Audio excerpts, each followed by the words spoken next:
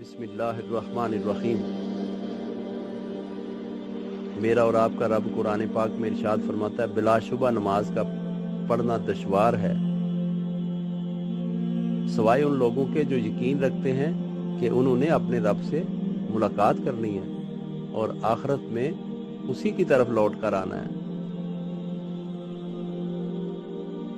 رب تعالیٰ نے ارشاد فرمایا کہ نماز کا پڑھنا بڑا مشکل ہے، اور وہی لوگ نماز پڑھتے ہیں جن کو یہ یقین ہو گیا کہ ہم نے مرنا ہے اور اپنے رب کی طرف لوٹ کے جانا ہے۔ اب بازار کھچا کھچ بھرے ہیں، کتنے لوگ ہیں جو نماز پڑھتے ہیں؟ میرے پیارے بھائیوں، کانپ جاؤ اس آیت کو پڑھ کے، خوف خدا سے ڈر جاؤ، اللہ سے ڈر جاؤ۔ نماز چھوڑنا کائنات میں جتنے گناہ ہیں ان سب گناہوں سے سب سے بڑا گناہ ہے۔ بزرگ فرماتے ہیں اگر کسی کا قتل کرنا گناہ ہے تو نماز چھوڑنے والا اس سے بھی بڑا گناہگار ہے۔ نماز کی طرف بھاگیں۔ صحابہ اکرام جب اذان ہوتی تھی تو ان کے رنگ زرد ہو جایا کرتے تھے، خوف خدا سے کانپ جایا کرتے تھے اور جلدی کرتے تھے، اس طرح محفلوں سے اٹھ کے نکلتے تھے جیسے محفلوں سے ہمارا کوئی تعلق ہی نہیں ہے۔ حضور نبی کریم رؤوف الرحیم صلی اللہ علیہ وآلہ وسلم کی اپنی طبیعت مبارکہ ایسی تھی۔ اما عائشہ صدیقہ رضی اللہ تعالیٰ عنہ فرماتی ہیں کہ پیارے آقا صلی اللہ علیہ وآلہ وسلم ہماری فیملی میں بیٹھے ہوئے ہوتے اپنی میں، تو جب اذان ہوتی تو اس طرح اٹھ کے نکلتے جیسے فیملی سے کوئی تعلق ہی نہیں ہے، تعلق ہی سارا اپنے رب سے ہے۔ تو ہماری کتنی مجبوریاں ہیں، اس لیے فرمایا نماز بہت بھاری ہے ان کے لیے جو رب کا دیدار نہیں چاہتے، اور جن کو پتا ہے کہ ہم نے ایک دن رب کے ہاں پیش ہونا ہے اور اپنا حساب پیش کرنا ہے، وہ تو نماز کے لیے بھاگتے ہیں۔ اور نماز کے اگر حوالے سے تجزیہ کریں، تھوڑا سا غور کریں تو پتہ چلتا ہے کسی محلے کا با اثر آدمی اور اس کا کوئی رشتہ دار فوت ہو جائے تو اس کے جنازے پہ کتنے لوگ جاتے ہیں، کتنا رش ہوتا ہے، بڑے بڑے جنازے بھی بھر جاتے ہیں۔ اس کی کیا وجہ ہے؟ کہ وہ خاندانی جوش و خروش ہوتا ہے، رسم و رواج اور محلے داری کے روابط ہوتے ہیں، اصل میں جنازے کے ساتھ ان کا کوئی تعلق نہیں ہے۔ اسی طرح نماز عید کے دن عید گاہیں بھر جاتی ہیں، سڑکیں بلاک ہو جاتی ہیں، لوگ باہر سڑکوں پہ چادریں ڈال کے نماز پڑھتے ہیں۔ اس کی کیا وجہ ہے؟ کیا وہی لوگ اپنے رب کی فرض کردہ نماز کے لیے نہیں آتے؟ کیوں نہیں آتے؟ ان کے لیے بھاری کیوں ہے نماز؟ اس میں نیت کا عمل دخل بھی ہے۔ وہ رب سے ڈرتے نہیں ہیں۔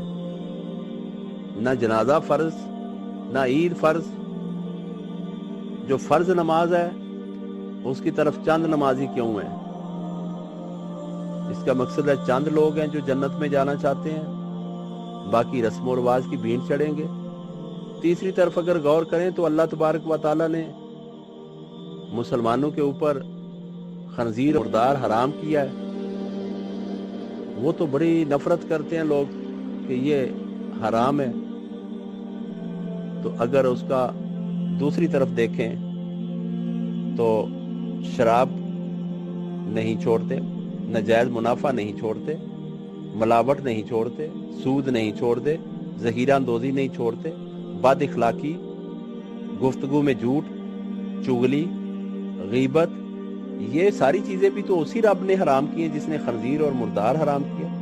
تو خنزیر کو صرف اس لیے چھوڑ رہے ہیں لوگ کہ انہوں نے اپنی طبیعت کو جب دیکھا تو طبیعت کا میلان ادھر نہیں ہے، طبعاً انہیں نفرت ہے خنزیر اور مردار سے۔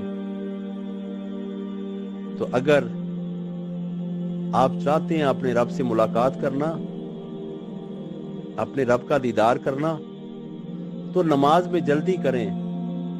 نماز ہی جنت کی کنجی ہے، نماز ہی بے حیائی اور برے کاموں سے بچاتی ہے، نماز ہی آقا صلی اللہ علیہ وآلہ وسلم کی محبت عطا کرتی ہے، اور نماز ہی ہے جو مسلمان اور کافر میں فرق ظاہر کرتی ہے۔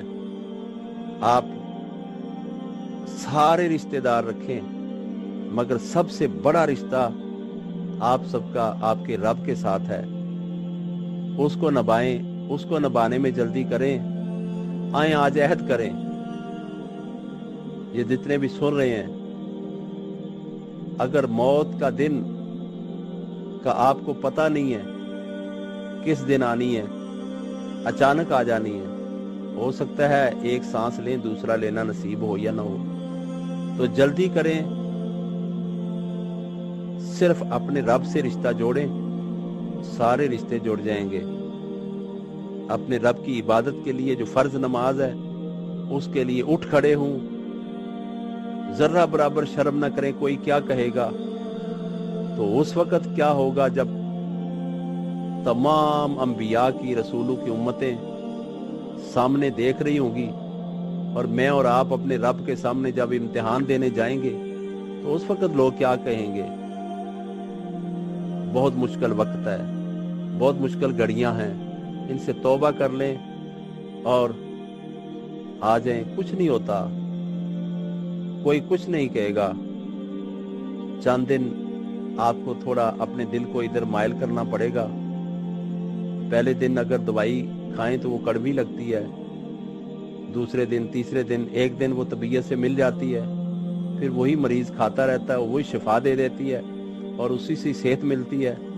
اسی طرح چند دن یہ شیطان ہمیں کڑواہٹ پیدا کرے گا، پریشان کرے گا۔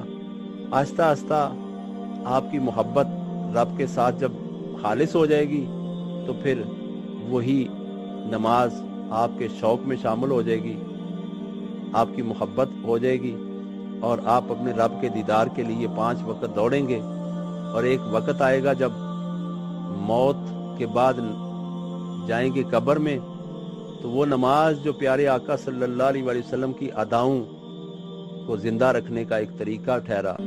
بار بار آپ اتحیات بیٹھتے ہیں تو السلام علیکہ ایھا النبی، درود ابراہیمی پڑھتے ہیں، تو نماز میں یہ کام اس وقت، قبر میں کام اس وقت آئے گا جب آقا صلی اللہ علیہ وسلم سامنے ہوں گے اور آپ پہچان لیں گے، آپ درود پڑھنا شروع کر دیں گے، فرشتے سوال کریں گے تو آپ کہیں گے کہ میں رسول اللہ صلی اللہ علیہ وسلم کو جانتا ہوں۔ تو نماز بھاری ہے ان لوگوں کے لیے جن کی نیت ٹھیک نہیں ہے۔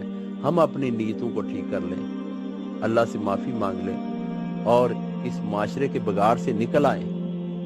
بگڑا ہی جا رہا ہے ہمارا معاشرہ، کس سمت جا رہا ہے ہمارا معاشرہ، سود و شراب و جوا و قتل و زنا و فساد کیا رنگ لا رہا ہے ہمارا معاشرہ۔ اس معاشرے کو ہم خیر آباد کہیں اور ہم ایک ایسا معاشرہ آباد کریں جس میں آقا صلی اللہ علیہ وسلم کی محبت نظر آئے، باہمی رواداری نظر آئے، پیار اور اخلاق نظر آئے، اور حرام چیزوں سے اجتناب اور حلال چیزوں سے محبت۔